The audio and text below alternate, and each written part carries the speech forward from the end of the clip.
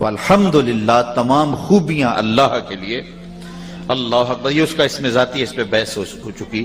رب العالمین، جو تمام جہانوں کا پالنے والا ہے۔ رب پروردگار کو کہتے ہیں، کسی چیز کو اس کی استعداد ذاتیہ کے مطابق درجہ بدرجہ مرتبہ کمال تک پہنچانا ربوبیت کہلاتا ہے۔ جو اس کی فطری استعداد ہے اس کے مطابق درجہ کمال تک پہنچانا۔ کبھی ایسا نہیں ہوا ایک بلی کو اتنا زیادہ دودھ پلایا گیا کہ وہ بڑھتے بڑھتے ہاتھی کی مقدار کو پہنچ گئی ہو، کبھی ایسا نہیں ہوتا۔ اور کبھی ایسا نہیں ہوا کہ ایک اونٹ کو غذا اور چارہ کم ملا ہو وہ چوہے جتنا رہ گیا ہو، ایسا نہیں ہوتا۔ کبھی ایسا نہیں ہوتا کہ ایک گلاب کے پودے کو اتنی کھاد ڈال دی گئی ہو کہ وہ بڑھتے بڑھتے برگد کے درخت جتنا ہو گیا۔ اور کبھی ایسا نہیں ہوا کہ برگد کا ایک درخت ہے، اس کو کوئی غذا کم ملی ہو تو وہ بالکل چھوٹا سا جو ہے وہ پودا رہ گیا ہو۔ جو اس کی فطری استعداد ہے اس کے مطابق اس کو مرتبہ کمال تک پہنچانا، یہ ربوبیت ہے۔ اور جو اس کی ضرورت ہے اس کے مطابق اس کو بہم پہنچانا، یہ ربوبیت اور یہ رب کی شان ہے۔ اور ہر شے کو جو اس کی ضرورت ہے اس کو بہم وہ پہنچا رہا ہے، اور یہ اس کی شان ربوبیت ہے۔ جب بچہ پیدا ہوتا ہے تو اس کے منہ میں دانت نہیں ہوتے اور وہ سخت غذا لے نہیں سکتا، معدہ بھی اس کا کمزور ہوتا ہے۔ کیسا رب ہے جس نے ماں کی چھاتی کے اندر متوازن غذا رکھ دی اس کے لیے۔ اور پھر جب بچہ پیدا ہوتا ہے ساری چیزیں دنیا پہ آ کے سیکھتا ہے۔ زبان کا لوتھڑا ہے، بولنا نہیں جانتا، ٹانگیں ہیں چل نہیں سکتا، ہاتھ ہیں پکڑ نہیں سکتا، زبان ہے بول نہیں سکتا، دیکھتا ہے پہچانتا نہیں، سنتا ہے سمجھتا نہیں۔ ہر چیز اس نے آگے زمانے پہ سیکھنی ہے، لیکن ماں کی چھاتی سے دودھ کیسے نچوڑنا ہے بچہ سیکھ کے آتا ہے، رب اس کو سکھا کے بھیجتا ہے۔ تو یہ اللہ تعالیٰ جل کی شان ہے کہ ہر شے کی تربیت اس کی استعداد ذاتیہ کے مطابق فرماتا ہے۔ یہ ہمارے علماء فرماتے کہ وہ آپ نے بطخ کا بچہ دیکھا ہو، یہ بطخ کڑک نہیں بیٹھتی، یہ مرغی کے نیچے بطخ کے انڈے ڈالنے پڑتے ہیں، کیونکہ بطخ پانی کے بغیر گزر نہیں کر سکتی، اور انڈوں کے اوپر توجہ دینا پڑتی ہے۔ 21 دن تک مرغی سارے کام چھوڑ کے ان انڈوں پر اپنے سینے کی حرارت مبذول کرتی ہے، اور 21 دنوں کے بعد ان مردہ انڈوں میں زندگی کے آثار پیدا ہو جاتے ہیں۔ یہاں ایک ضمنی بات کروں گا، اگر ایک مرغی مردہ انڈوں پہ اپنے سینے کی توجہ مبذول کرے تو 21 دنوں کے بعد اللہ ان مردہ انڈوں میں زندگی پیدا کر دیتا ہے۔ اور اگر شیخ کامل اپنے مرید کے بیضہ دل پہ توجہ دے، وہاں آثار حیات کیوں نمودار نہیں ہو سکتے ہیں؟ 21 دنوں کے بعد جب انڈے پھٹے تو نتیجہ بالکل فطرت کے مطابق نکلا، بطخ کے انڈوں سے بطخ کے بچے، مرغی کے انڈوں سے مرغی کے بچے۔ اب بطخ کے بچوں نے اپنی ماں نہیں دیکھی، جو سیکھنا ہے سمجھنا ہے وہ مرغی سے ہی سیکھنا ہے۔ تو گھر والوں نے 2-4 دن تو گھر میں سب کو برداشت کیا، اور پھر اس کے بعد جب ان کے قوا تھوڑے سے مضبوط ہوئے، پر پرزے نکلے، مدافعت کی قوت پیدا ہو گئی، تو مرغی کو بچوں سمیت گھر سے باہر نکال دیا۔ بطخ کے بچے بھی ساتھ ہیں اور مرغی کے بچے بھی ساتھ ہیں۔ بطخ کے بچوں نے اپنی ماں دیکھی نہیں ہے، پہلی مرتبہ گھر کی دہلیز سے باہر نکلے، گلی عبور کی، آگے جوہڑ آ گیا، چھپڑ ہمارے علاقے میں کہتے ہیں، کھلا جوہڑ پانی کا تالاب آ گیا۔ جب اس کے کنارے پہنچے تو بطخ کے بچوں نے نہ آؤ دیکھا نہ تاؤ، چھلانگ لگائی اور پانی میں تیرنے لگے۔ مرغی کے بچے اپنے ہم جولیوں کو آنکھوں کے سامنے چھلانگے مارتے دیکھتے ہیں، آگے بڑھنے کی ہمت نہیں رکھتے کہ آگے جائیں گے تو تیر جائیں گے۔ اب بطخ کے بچوں کو کس نے بتایا کہ تم ڈوبو گے نہیں، اور مرغی کے بچوں کے پاؤں کس نے باندھ دیے؟ کہا وہ رب ہے جو ہر شے کی استعداد ذاتیہ کے مطابق تربیت فرماتا ہے۔ تو فطرتاً اس کی فطرت میں یہ چیز رکھ دی۔ تو الحمدللہ رب العالمین، تمام خوبیاں اللہ کے لیے ہیں جو تمام جہانوں کا رب ہے۔ اب یہاں ایک اور توجہ طلب نقطہ آپ کے سامنے رکھنا چاہوں گا۔ لفظ رب جو ہے وہ واحد ہے، اور عالمین جو ہے یہ جمع ہے۔ عالمین عالم کی جمع ہے، اور عالم ما سوی اللہ کو کہتے ہیں۔ اللہ کے علاوہ جو ہے وہ عالم ہے، اور اس کی جمع پھر عالمین ہے۔ تو وہ جمع کا صیغہ استعمال ہوا، اور یہاں رب کا لفظ جو ہے وہ واحد استعمال ہوا۔ تو مطلب ہے کہ رب ایک ہے، عالم بہت سارے ہیں، اور ایک رب کئی عالموں کو پال رہا ہے، کئی جہانوں کو پال رہا ہے، اور ہر جہان کے تقاضے الگ ہیں۔ حشرات الارض کی ضروریات الگ ہیں، इंसानों की जरूरियात अलग हैं, दरिंदों की जरूरियात अलग हैं, आबी मखलूक की जरूरियात अलग हैं, परिंदों की, उड़ने वालों की जरूरियात अलग हैं, हर एक की जरूरियात अलग हैं। फिर बच्चे की जरूरियात अलग हैं, जवानों की जरूरियात अलग हैं, बूढ़ों की जरूरियात अलग हैं, हर एक की जरूरियात अलग हैं, लेकिन अल्लाह सबकी जरूरियात को बहम पूरा करता है और कभी जतलाता नहीं। कोई मानता है तो उसकी जरूरियात को भी पूरा करता है, कोई नहीं मानता उसकी जरूरियात को भी पूरा करता है। सारी जिंदगी रब का इनकार किया, लेकिन नमरूद और फिरौन, इन लोगों के सर में दर्द भी नहीं हुआ, इनको तकलीफ भी नहीं आई। वो कितना करीम है।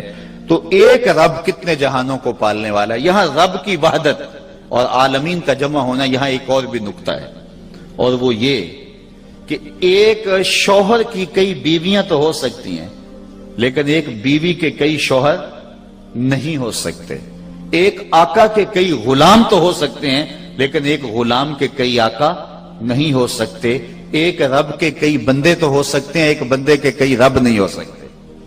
तो ये जो ताअद्दुद है माबूदान का, उसकी भी नफी रब की वहदत से हो गई कि रब एक है और आलमीन कई हैं। और फिर एक और बात आपकी तवज्जो, वो ये कि एक के ज्यादा मातहत हो तो फिर जब बहुत सारे मुताल्लिकीन हो तो सुस्ती हो जाती है। मेरे मुताल्लिकीन ज्यादा हो, मुहिब्बीन ज्यादा हो, मातहत ज्यादा हो, तो मुझसे कोताही होगी। मैं कहूंगा कि मैं किस किस का ख्याल रखूं। इधर तवज्जो देता हूं तो इधर सुकम आ जाता है, इधर तवज्जो करता हूं तो इधर सुकम आ जाता है। बल्कि औलाद ज्यादा हो तो पूरी तरबियत माँ बाप नहीं कर पाते, इसलिए वो कहते हैं कि बच्चे दो ही अच्छे, ज्यादा नहीं बच्चे होने चाहिए, चूंकि तुम सही तरबियत नहीं कर पाओगे। तो बच्चे अपने ज्यादा हो, नस्बी औलाद भी ज्यादा हो, तो फिर भी तरबियत नहीं पूरी हो पाती, तवज्जो नहीं दी जा सकती, कोई ना कोई रह जाता है, इल्तिफात और तवज्जो उसको बाहम नहीं पहुंचती। और वो कितना करीम है, एक रब हो के सबको पूरा पूरा फैज अता फरमा रहा है। और वो इतना करम हर बंदे पे नाजिल करता है कि बंदा ये समझता है जिस तक जो है वो उसका मैं ही एक बंदा हूं और सारे करम मेरे ऊपर नाजिल कर रहा है। लेकिन रब के तो कई बंदे थे और उसने सबको ऐसे नवाजा कि बंदा समझा कि शायद मैं ही एक वाहद हूं, उसकी तवज्जुहात और उसकी करम नवाजियों का महबत बना हुआ हूं। और रब के तो कई बंदे थे, लेकिन उसने फिर भी बंदों को बराबर नवाजा। और बंदे के कई रब नहीं थे, सिर्फ एक ही रब था, लेकिन उसका अंदाज अपने रब की तरफ तवज्जो का क्या हुआ, जिस तरह उसके कई माबूद हों, और वो जो है वो अपने रब को भूल गया। तो फिर जब बंदा अपने रब को भूल जाता है तो अल्लाह ताला जल्ला शानु उसकी सजा क्या देता है। सूरह हश्र के अंदर अल्लाह ताला ने एक बड़ी बारीक सजा का जिक्र किया है, और आप पहले इल्म है, आपकी तवज्जो, बड़ी बारीक बात की गई। इरशाद फरमाया कि वला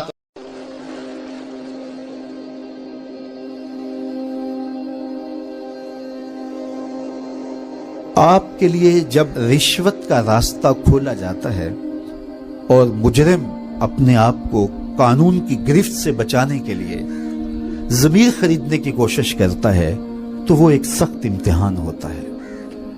उस वक्त उस मुकाम पे खड़ा रहना और अपने ज़मीर का सौदा ना होने देना, ये वो सरखुरुई है और ये वो कामयाबी है कि जो आपको मीठी नींद भी देगी, आपको करारे बातन भी नसीब करेगी, और सबसे बड़ी बात, कयामत के दिन हुजूर की शफात भी नसीब फरमाए। मैं और आप जो लिखा हुआ रिज़्क है वो पाते हैं। अब उस लिखे हुए मकसूम रिज़्क को हासिल करने के लिए हम चाहे जायज रास्ता इख्तियार कर लें, चाहे हम नाजायज रास्ता इख्तियार, ये हमारा इख्तियार है और उसी इख्तियार पे हमें पकड़ है। बाज लोग कहते हैं कि फलां शख्स अगर नाजायज फरोशी ना करता, 2 नंबर काम ना करता, तो इतना अमीर नहीं हो सकता था। यार हलाल के रिज़्क से तो बमुश्किल वक्त गुजरता है, ये एक तासुर है। ऐसा नहीं है, जो मकसूम है वो मिल के रहता है। दौलत कारून हासिल ना की जाए, दौलत उस्मान हासिल की जाए।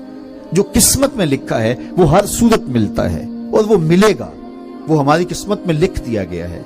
हुजूर अलैहिस्सलाम ने फरमाया कि अपने रिज़्क को, अपने मुकद्दर के मकसूम को हासिल करने के लिए खूबसूरत तरीका इख्तियार करो। और अल्लाह ताला जल्ला शानहू हमें हलाल रिज़्क के जो वसाइल नसीब फरमाए हैं और उसमें जो बरकत रखी है। देखो, कसरत कोई चीज नहीं होती, बरकत बड़ी चीज होती है।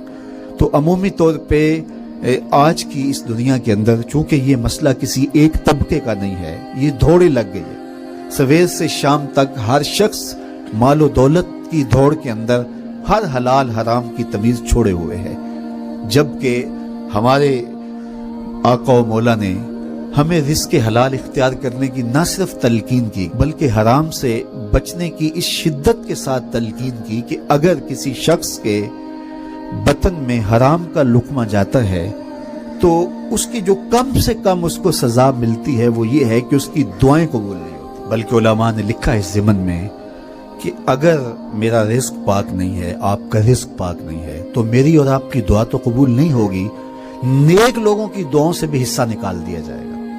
اللہ کے نیک بندے تو ساری امت کے لیے دعا مانگتے ہیں، اللہ پوری امت کی خیر فرما، لیکن نیک لوگوں کی دعاؤں کا جو ہمارے لیے بطور امت حصہ بنتا ہے وہ نکال دیا جاتا ہے اگر ہمارے رزق کے اندر پاکیزگی نہیں ہے، ہمارے رزق کے اندر، ہمارے تومہ کے اندر حلت نہیں ہے۔ تو یہ ایک اہم چیز ہے جس کا ہمیں ہر صورت کے اندر اہتمام کرنا ہوگا تاکہ ہماری نسل بھی پاکیزہ ہو اور ان کی آخرت بھی بہتر ہو، چونکہ رزق حلال سے پلا ہوا جسم اور رزق حرام سے پلا ہوا جسم دونوں میں فرق ہے، اور اللہ تعالیٰ جل شانہ نے ہمیں حلال رزق کمانے کی نہ صرف تلقین کی ہے، حرام سے بچنے کی سخت تاکید کی۔ ہمارے بزرگ و صوفیہ فرماتے ہیں کہ جو شخص رزق کی پاکیزگی کا اہتمام نہیں کرتا تو اس کا باطن کبھی بھی روشن نہیں ہو سکتا، حتیٰ کہ اس کے ضمیر کو مرتے ہوئے بھی دیر نہیں لگتی ہے۔ تو مجھے بھی، آپ کو بھی اور پوری قوم کو ہمیں پاکیزہ رزق کو اختیار کرنے کے لیے تگ و دو، تردد، کوشش اور محنت کرنی چاہیے، اور اللہ کی طرف سے دیے گئے تھوڑے رزق پر توکل سیکھنا چاہیے۔ سیدنا علی المرتضیٰ رضی اللہ تعالی عنہ کا ایک فرمان سنیے، آپ نہال ہو جائیں گے کہ میرے حضور نے کیا ارشاد فرمایا کہ بعض کا ایسا ہوتا ہے کہ انسان دائیں بائیں دیکھتا ہے کہ اطراف کے اندر لوگ موج کر رہے ہیں اور میں بھی اسی منصب کا شخص ہوں، لیکن میں رزق حلال کی تلاش میں بہت پیچھے رہ گیا ہوں۔ تو سنیے اس کا کتنا بڑا وعدہ میرے حضور نے دیا، جو اللہ کے دیے گئے تھوڑے رزق پہ راضی ہو گیا، اللہ قیامت کے دن اس کے تھوڑے عملوں پہ راضی ہو جائے۔ جب آپ افسر بنے تو آپ جن دنوں میں پڑھتے تھے، جن دنوں میں تیاری کرتے تھے امتحانات کی، تو دن رات ایک تھا، شادیاں بھی چھوڑ دیتے تھے، خوشیاں بھی چھوڑ دیتے تھے، نیند بھی پوری نہیں ہوتی تھی، کھانا بھی بعض کا ٹھنڈا ہو جاتا تھا۔ کیوں؟ آپ کی ایک منزل تھی کہ میں اس منزل کو حاصل کرنے کے لیے یہ محنت کر رہا ہوں۔ تو آج آپ کے کندھوں کے اوپر یہ جو پھول لگے ہیں، یہ آپ کا اعزاز ہے، یہ آپ کی تکریم ہے، معاشرہ آپ کو عزت دیتا ہے۔ تو یہ آپ کی اس محنت کا نتیجہ ہے، وہ بوائی کے موسم میں آپ نے بیج بوئے تھے، آج اس کی فصل کاٹ رہے ہیں۔ اسی طرح یہ دنیا بوائی کا موسم ہے، سارا آخرت کٹائی کا موسم ہے۔ یہ ساری زندگی ہے کتنی؟ 50 سال، 60 سال، 70 سال کتنی ہوگی؟ یہی زندگی ہے، اور آخرت کا ایک دن 50,000 سال کا ہے۔ قرآن بتاتا ہے 50 سال کا نہیں، 50-100 سال کا نہیں، 50,000 سال کا ایک دن۔ اس زندگی کے مقابلے میں اس 60 سال 50 سال کی زندگی کو رکھو، جس میں بڑھاپے کے دھکے بھی ہیں، بچپن کی مدہوشیاں بھی ہیں، تیسرا حصہ سو کے بھی گزارا ہے، 17-18 سال زندگی بنتی ہے۔ جب موت آتی ہے تو اس وقت بندہ سوچتا ہے یار زندگی تو گزر ہی جانی تھی، لیکن اس وقت ہاتھ ملنے سے کچھ نہیں ہوتا۔ آج وقت ہے، وقت پر کافی ہے قطرہ بھی آب خوش ہنگام کا، جل گیا جب کھیت برسا می تو پھر کس کام کا۔